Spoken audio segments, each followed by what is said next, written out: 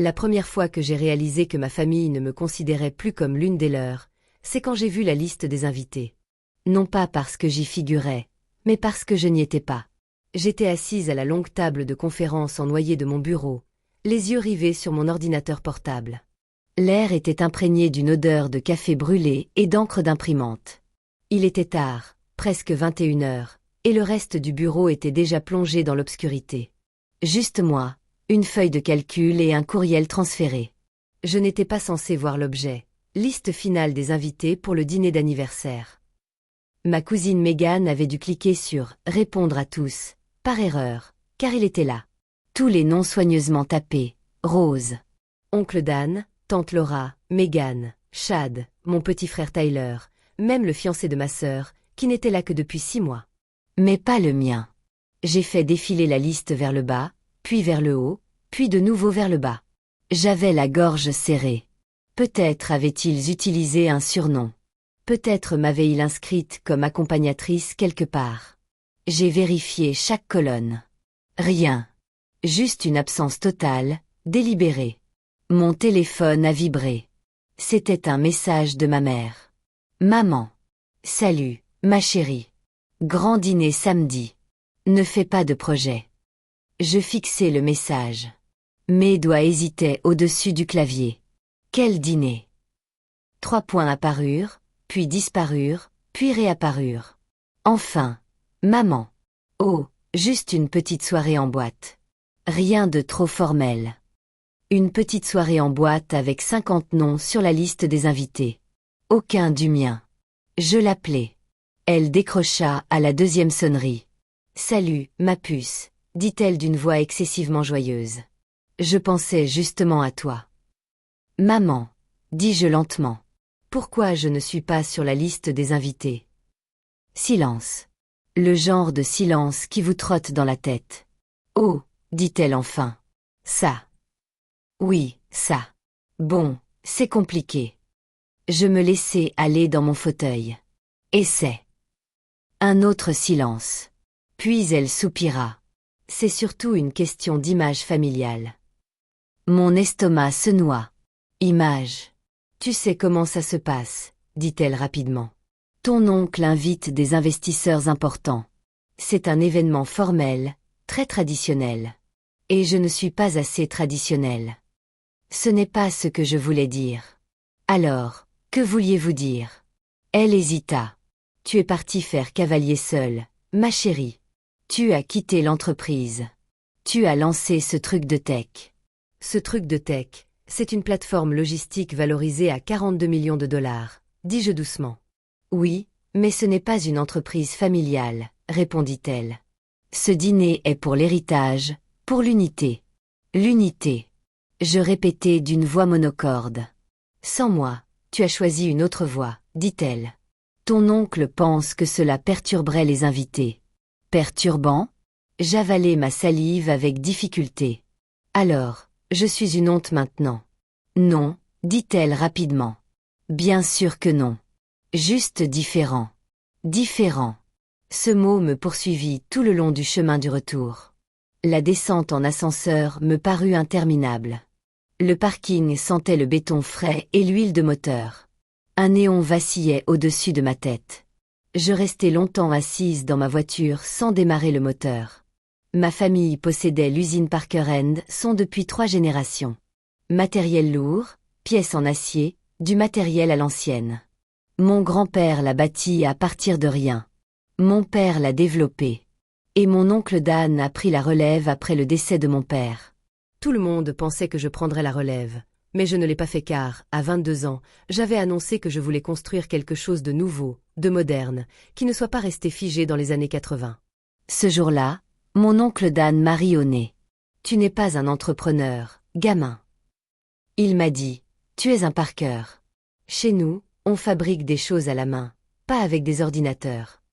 Alors, je suis partie et j'ai quand même créé ma société. Le lendemain, je suis passée à l'ancien bureau familial. Je me suis dit que c'était juste pour déposer des papiers, mais en réalité, je voulais des réponses. La réceptionniste, Carole, a levé les yeux et a souri. Oh, Ethan, ça fait longtemps. Salut Carole, ai-je dit. Oncle Dan est là. Elle a hésité. Il est occupé. Occupé ou il ne veut pas me voir. Ses lèvres se sont pincées. Laisse-moi vérifier. Elle décrocha le téléphone et murmura quelque chose. Quelques secondes plus tard, elle hocha la tête. Tu peux entrer. Le bureau de l'oncle Dan n'avait pas changé depuis 20 ans.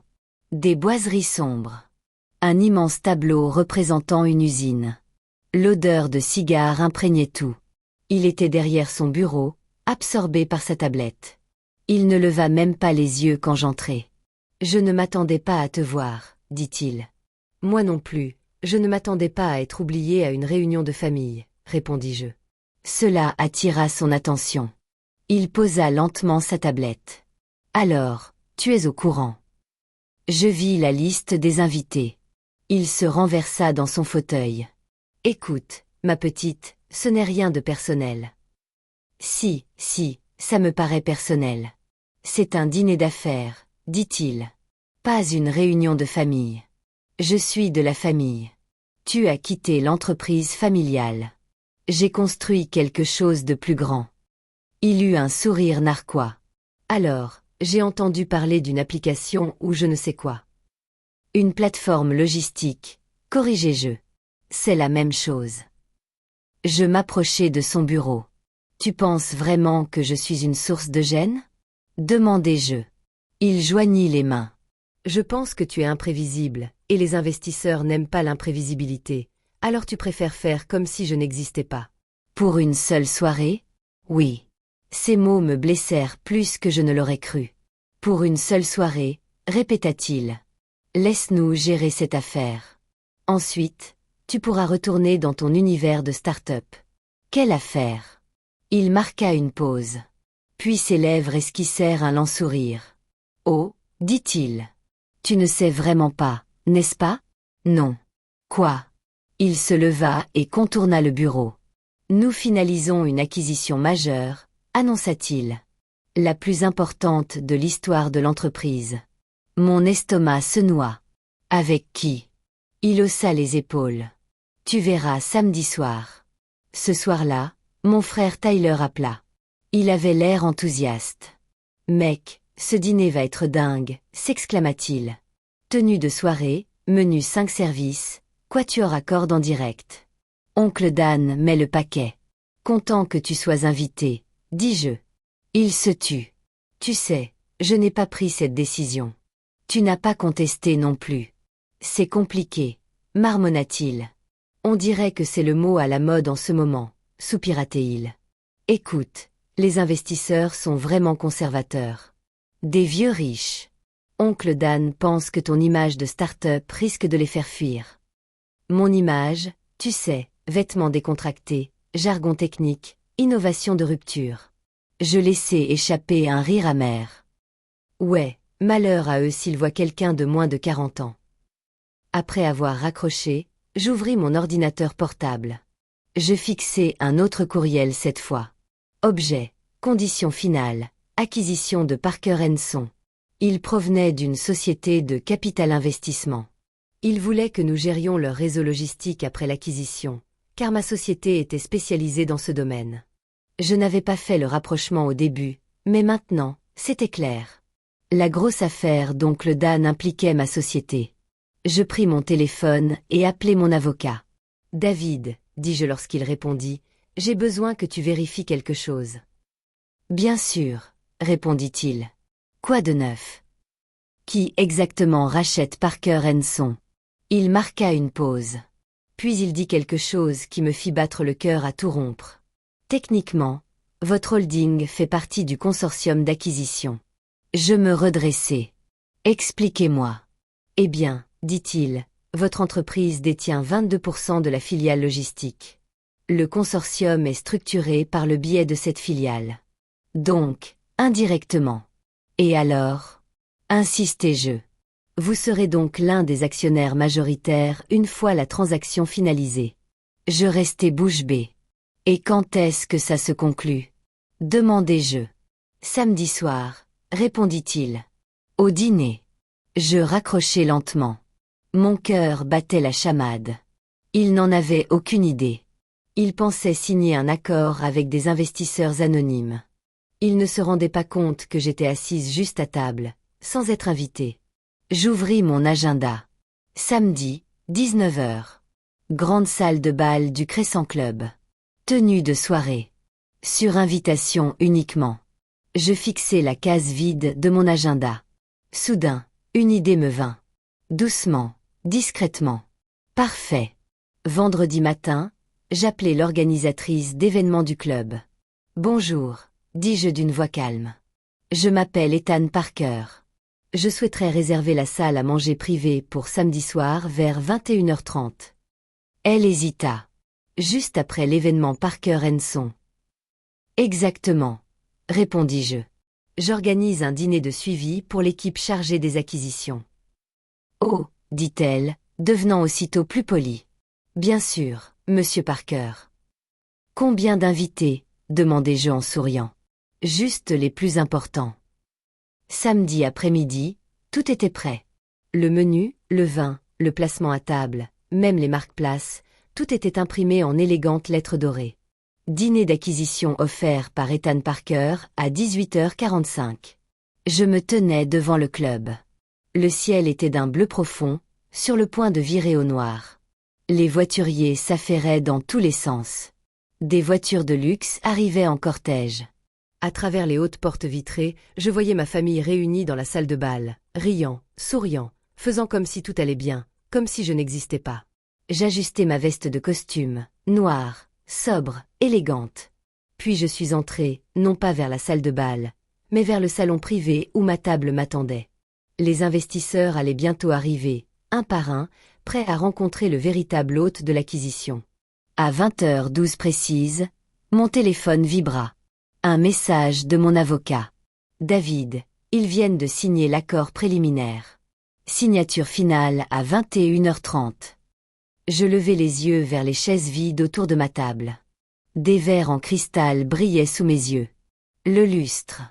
Un serveur versa la première bouteille de champagne. Et je souris. Car dans moins d'une heure, ma famille entrerait, s'attendant à fêter leur victoire, pour finalement réaliser qu'ils venaient de me vendre l'entreprise. À 21h28 précise, je regardai ma montre.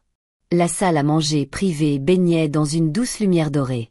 Le lustre au-dessus de la table projetait des reflets sur les verres en cristal.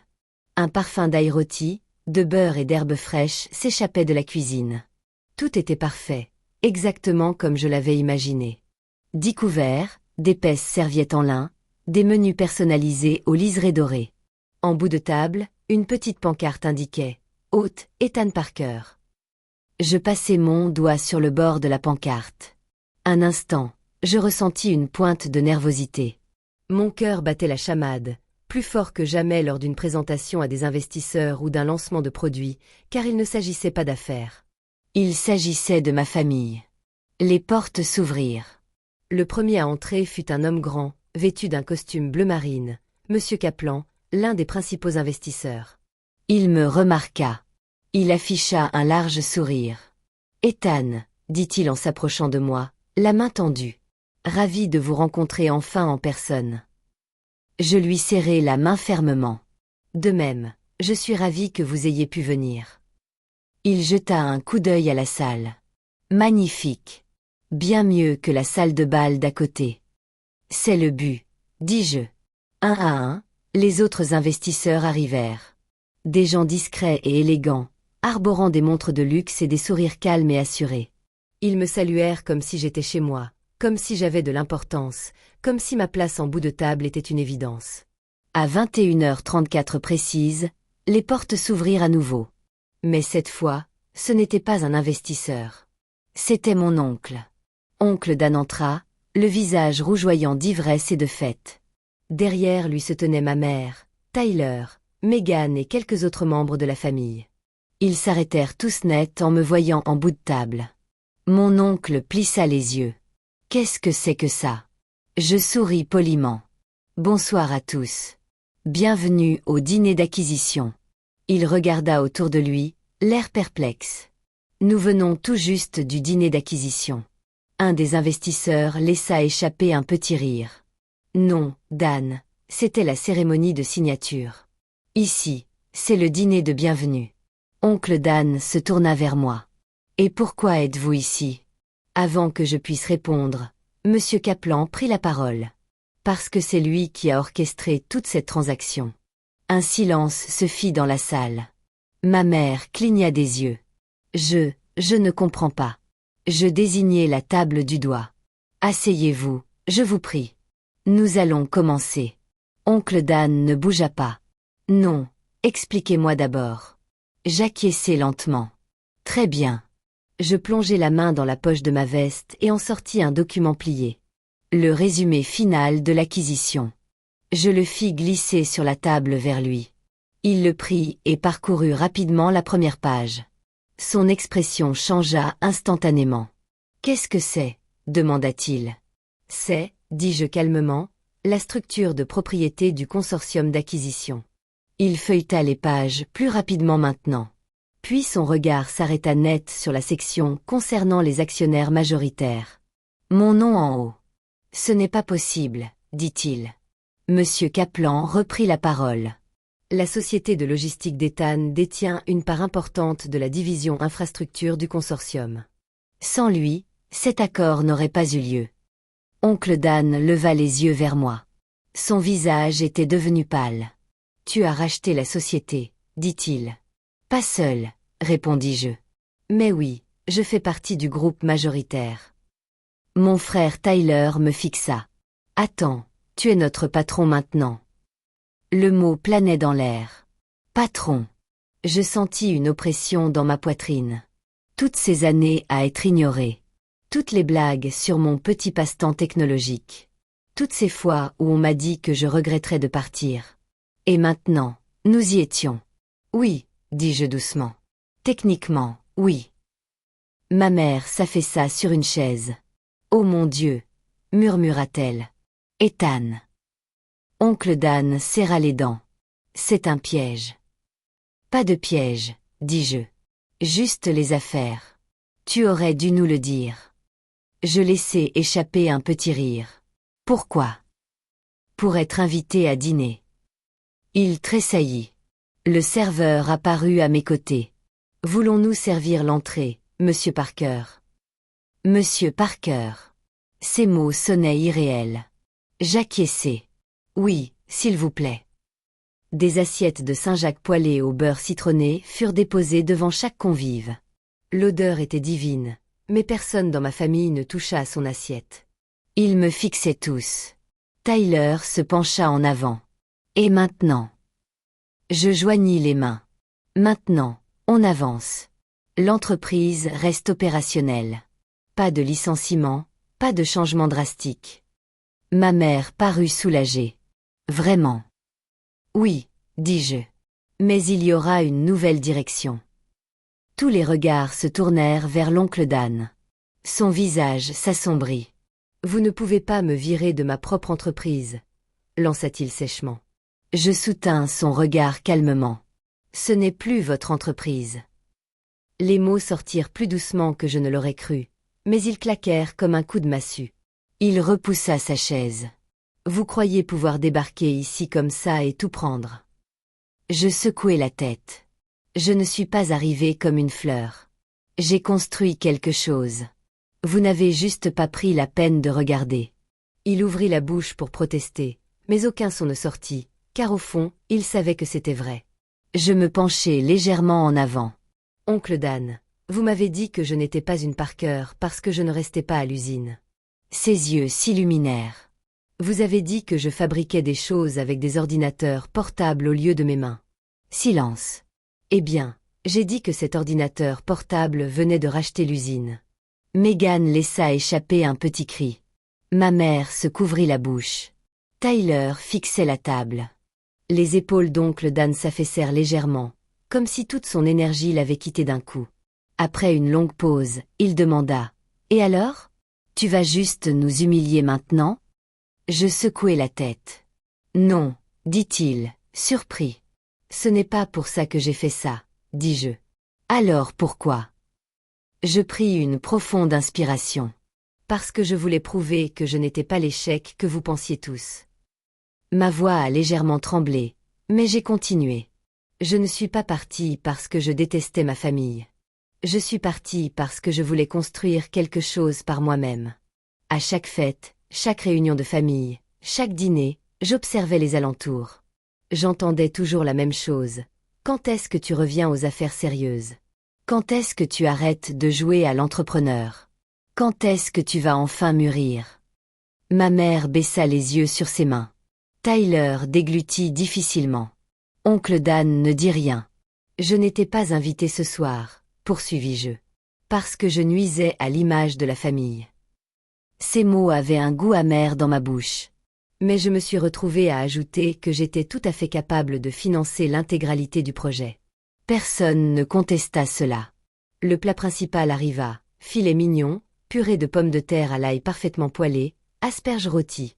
Les investisseurs se servirent avec appétit, bavardant légèrement, visiblement habitués à ce genre de dîner à enjeux élevés. Mais ma famille toucha à peine à son assiette. Au bout de quelques minutes, ma mère murmura « Je suis désolée, Ethan ». Je la regardai. Ses yeux brillaient. « On n'aurait pas dû t'oublier sur cette liste, dit-elle. Tu fais toujours partie de la famille. » Ces mots m'ont touché plus fort que prévu, car pour la première fois de la soirée, il sonnait vrai. Tyler s'éclaircit la gorge. Alors, qu'est-ce qui va arriver à l'oncle Dan?